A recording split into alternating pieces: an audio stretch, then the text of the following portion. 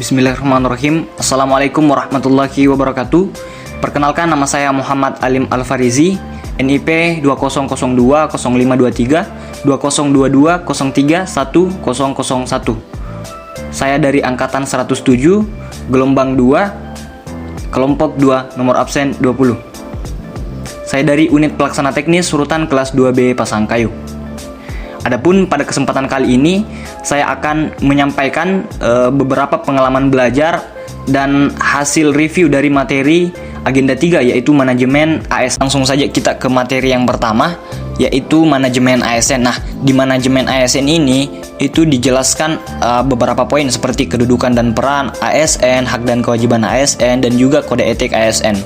Nah, manajemen ASN itu sendiri adalah sebuah pengelolaan kepada aparatur sipil negara untuk menghasilkan pegawai ASN yang pertama harus memiliki nilai dasar, kemudian profesional, harus memiliki etika profesi, dan juga bebas dari intervensi politik. Jadi anggota aparatur sipil negara ini tidak bisa menjadi bagian dari sebuah kelompok partai politik dan sebagainya, dan juga bersih dari praktik korupsi, kolusi, dan nepotisme. Selanjutnya adalah materi kedudukan ASN. Nah, berdasarkan Undang-Undang Nomor 5 Tahun 2014, ASN dibagi atas dua jenis. Yang pertama adalah pegawai negeri sipil atau PNS, dan juga pegawai pemerintah dengan perjanjian kerja atau biasa kita singkat dengan P3K. Dalam undang-undang ini juga dijelaskan definisi dari kedua hal tersebut. Yang pertama, PNS atau pegawai negeri sipil merupakan warga negara Indonesia yang memenuhi syarat tertentu diangkat sebagai pegawai ASN secara tetap oleh pejabat pembina kepegawaian untuk menduduki jabatan pemerintahan dan memiliki NIP secara nasional. Sedangkan untuk P3K adalah warga negara Indonesia yang memenuhi syarat tertentu yang diangkat berdasarkan perjanjian kerja untuk jangka waktu tertentu dalam rangka melaksanakan tugas pemerintahan sesuai dengan kebutuhan instansi pemerintah dan ketentuan perundang-undangan. Selanjutnya yaitu mengenai peran ASN. Dalam menjalankan perannya, ASN memiliki fungsi dan tugas. Nah, fungsi dan tugas ASN ada 3, yaitu yang pertama sebagai pelaksana kebijakan publik. Dalam hal ini, ASN berfungsi, bertugas, dan berperan untuk melaksanakan kebijakan yang dibuat oleh pejabat pembina kepegawaian sesuai dengan ketentuan peraturan perundang-undangan. Nah, dalam hal ini ASN harus mengutamakan kepentingan publik dan masyarakat luas dalam menjalankan fungsi dan tugasnya. Jadi, sebagai ASN kita harus mengutamakan pelayanan yang berorientasi pada kepentingan publik. Kemudian fungsi dan tugas ASN yang kedua adalah sebagai pelayan publik. Nah, dalam hal ini, ASN berfungsi, bertugas, dan berperan untuk memberikan pelayanan publik yang profesional dan berkualitas.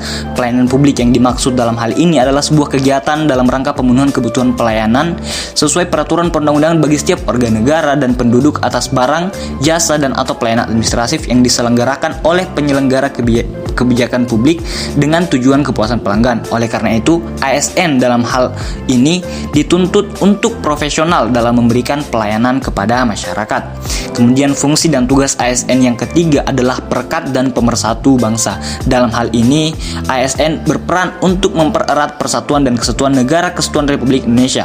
Aparatur sipil negara harus senantiasa dan sepenuhnya taat kepada Pancasila, Undang-Undang Dasar 1945, negara dan pemerintah, serta senantiasa mengutamakan kepentingan negara daripada kepentingan diri sendiri, seseorang, ataupun golongan. Selanjutnya adalah mengenai hak PNS dan juga hak P3K. Nah, berdasarkan pasal 21 dan pasal 22 Undang-Undang Nomor 5 Tahun 2014 dijelaskan bahwasanya yang pertama, hak pegawai negeri sipil seperti gaji, tunjangan, perlindungan, pengembangan kompetensi, cuti, dan juga jaminan pensiun dan hari tua.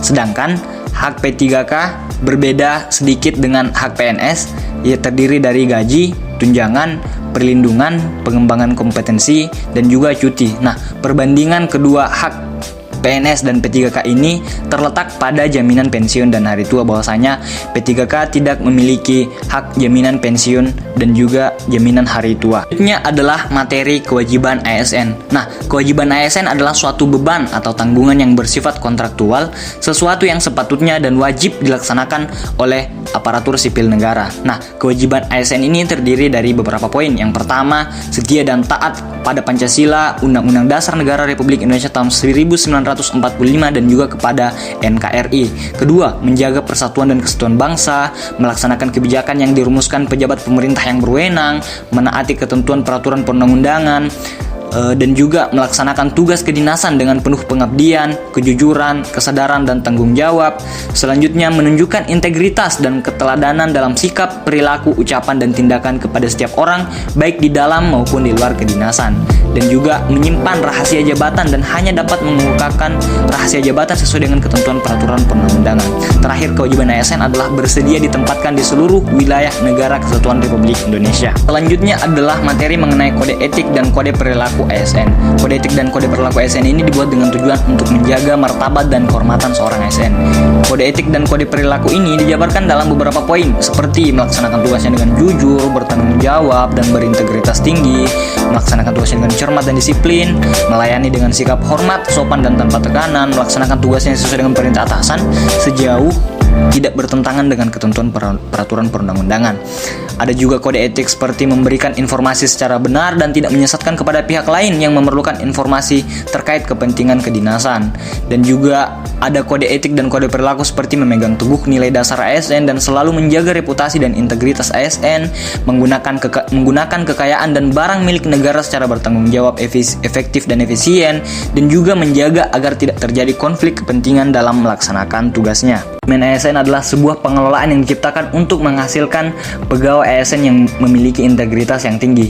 Jadi, dengan mempelajari materi manajemen ASN ini, diharapkan CPNS yang mengikuti latihan dasar dapat kelak menjadi ASN yang memiliki integritas yang tinggi sesuai dengan nilai panduan dan kode perilaku dan kode etik yang telah dijabarkan di materi manajemen ASN.